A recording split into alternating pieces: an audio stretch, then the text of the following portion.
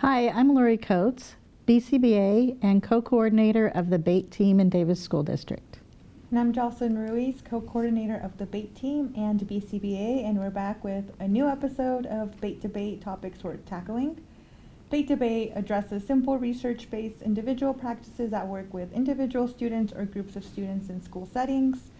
The situations and questions that we talk about are adapted from what we are hearing and seeing in schools.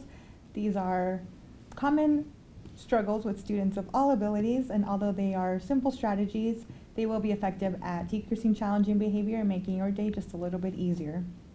We're excited to share these strategies to make them available to SPED teachers, gen ed teachers, and all other staff working in schools. And don't forget to check us out on social media at behavior_in_progress on Instagram, TikTok, Facebook, and YouTube. All right, Lorie, last time we chatted about basking lizards. Yes. Do you have any stories or experiences to talk about that relate to a basking lizard? Yeah, we have this student who seemed to be entertained by anything, even his t-shirt.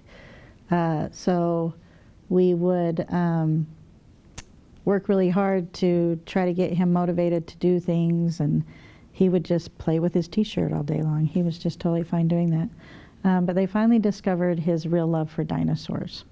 So now that we know his love for dinosaurs, so we found out his real interest, we're able to make dinosaur token charts, dinosaur level system. Everything he has now is dinosaurs. And so now he's a little more motivated to work. Nice. Yeah. How about you? Yeah. We're working with a student who doesn't enjoy doing work and really isn't motivated by much that can be provided within the school setting. And when work is introduced, there's minor behaviors, but some members of the team are hesitant to push for work a little bit harder because they're worried about the behaviors that may arise and them being more problematic. So that's just one experience right now, and we're working with that student to little by little increase that work demand so that they're able to do more work with minimal behaviors. Yeah, that's great. Yeah. All right, before we jump into our topic today, we have a very exciting guest joining us today. Krystal Martin is the third BCBA on our team. She joined us this year, and I'm going to pass it over to you, Krystal, if you want to share something about yourself.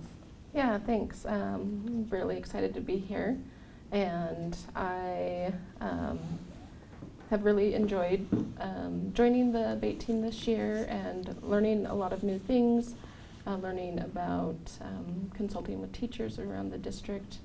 And before joining the BATE team, I was a preschool special ed teacher for 15 years. So this is a change and trying new things. That's awesome. So what is our primary topic for today? Today we're talking about trauma and the brain. So our first question, what is trauma? Well, trauma is an experience or event that occurs for someone that may be stressful, frightening, distressing. It could be something out of the individual's control or just something that they're having a hard time coping with. Some examples of trauma could be neglect, physical abuse, sexual abuse, accidents, witnessing traumatic events. Those can all be examples of experiences that would maybe cause trauma. What do we know about the impact of trauma, Joceline? Yeah, so trauma affects individuals differently depending on some variables such as the significance of the trauma and how old the individual was when that trauma occurred.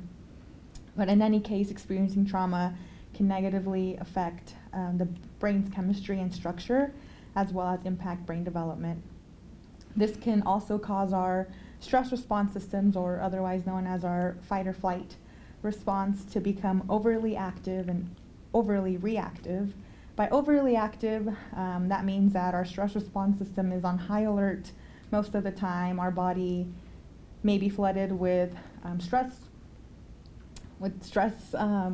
Hormones? Hormones. Yeah. Sorry, thank you. You're welcome. With stress hormones like cortisol or adrenaline in everyday situations, even those situations that may not be threatening.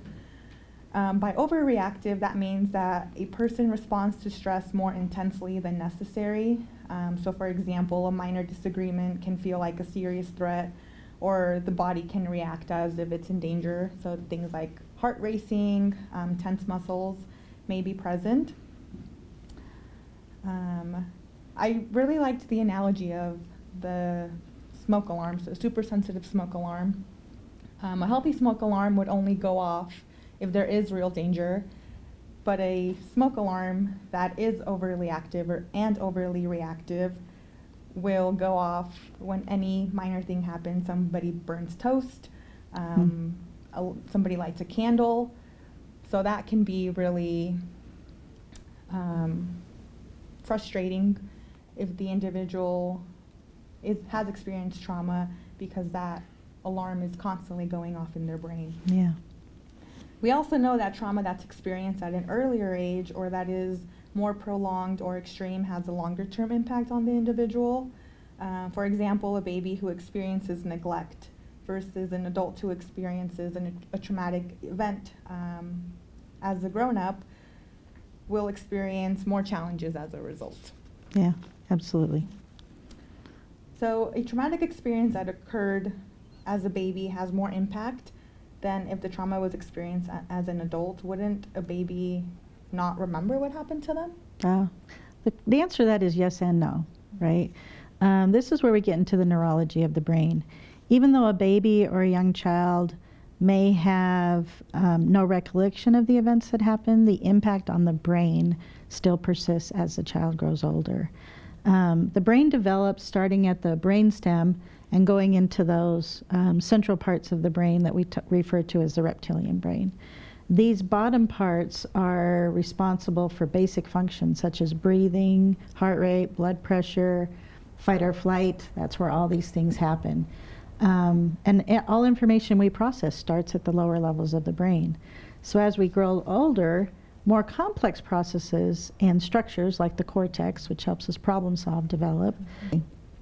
However, some of this development can be stunted if an individual experiences trauma at a very young age, especially when babies' brains are just forming. They need some early experiences that are positive and critical to healthy and adequate development. As you mentioned before, the trauma can cause the stress response system to be overly active or overly reactive if it is at all altered during those first few years of life. As children go older, small triggers or anything that resembles the trauma can cause that overreaction or that larger reaction. So it doesn't have the chance to reach the cortex of the brain because it's happening all in the stress response, which is the lower parts and the central parts of the brain. So they'll be quick to react to the trigger before they can process what's happening around them. How does trauma impact student behavior? Trauma responses can look like one of two things, either hyperarousal or disassociation. With hyperarousal, students can look like they are on edge.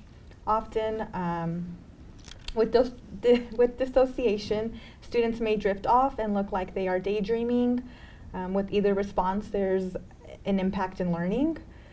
Academic performance is impacted. Students may be in that constant state of alarm, which makes it difficult for them to concentrate and process new information. Sometimes trauma characteristics can resemble those that you would typically see in ADHD. So sometimes there might be a misdiagnosis of ADHD, and it may in fact be trauma related.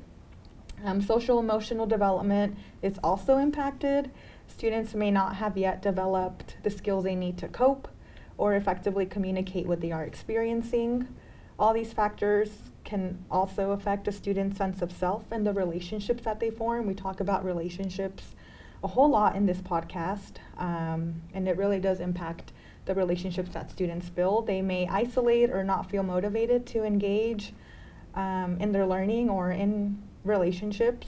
They might also experience bullying or exclusion from their peers, which again can affect how they are engaging with their environment. So why is trauma such an important topic for behavior analysts to discuss? Well, we need to understand how trauma can impact the brain and impact the student behavior. And when we know that and understand that, we can make some environmental adjustments that will support that development. Yeah, Yeah. we're better able to provide more effective interventions. Right. That are focused on safety and compassion. We Yeah. can help identify any triggers that may evoke those traumatic responses and do our best to either eliminate those triggers or teach the student how to respond to those triggers. And then lastly, I think it's also important as behavior analysts, we have an ethics code that we follow, and two of our core principles are to benefit others and treat others with compassion, dignity, and respect. And I think by focusing on providing those interventions that focus on compassion, we're meeting those responsibilities Yeah, for ourselves absolutely. and for students. Absolutely. Well, thank you for tuning in to this episode of the Bait Debate. We are excited to share and have this opportunity to share behavioral strategies. Understanding how trauma can impact students and ourselves will help us adjust the way we manage and engage with them. Join us next time when we talk about specific proactive strategies to implement in classrooms for students who may have experienced trauma. We hope the information that is presented was meaningful to you, and we have lots of other topics coming your way to keep you and your educator friends reeled in. Be sure to like and share, and we'll catch you next time.